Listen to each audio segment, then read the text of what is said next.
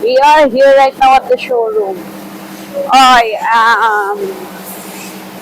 itong promo ngayon ng July is talagang full blast na to. 6-in-1 package na. So, simulan natin ngayon sa pinakamatipid at pinakamurang monthly amortization. Okay, guys? What's up? This is your Mommy Jen. As always, Sir Kagani Gasho. This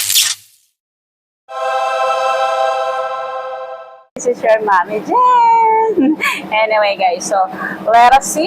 This is a Mirage G4, no? Pasok tayo sa loob.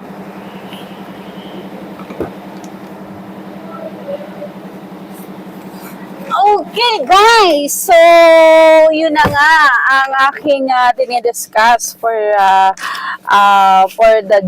month of July. Kasi, this is really, the good news is for the Mirage G4, no, na napakatipid and napakababa ng kanyang monthly amortization bukod pa sa lahat ng promo niya, guys.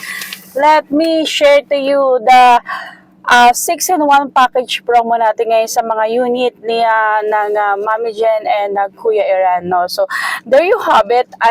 Meron tayong 6-in-1 package. But before that, yung mga standard promo natin, which is yung kasama ng shuttle insurance, 3 years LTO, tint, mating and early warning device, kasama na po yan.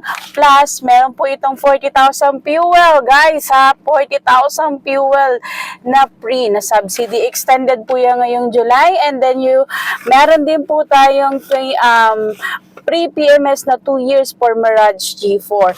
And, eto na, guys. Eto na. Ang pinakamaganda dyan dahil napakababa pa na magiging monthly niya as low as 15,000. May mga ganyan tayong promo ngayon sa Mirage G4. As low as ang pinakamababang down payment, which is 8,000 down payment. So, guys, inquire na po kayo kasi napakaganda. And yung 6-in-1 package promo natin, that's a legal CPC na ang pinag-uusapan natin, guys, no? Meron tayong activation, of course, the Joyride, the InDrive, the Lala Cars. Well, meron din tayong Maxim, Transportify, and then ang ating Lala Move. Meron din na tayo ng Grab. So guys, itong Grab na to, legal CPC na. Mag-aantay lang po kayo ng 3 to 5 months.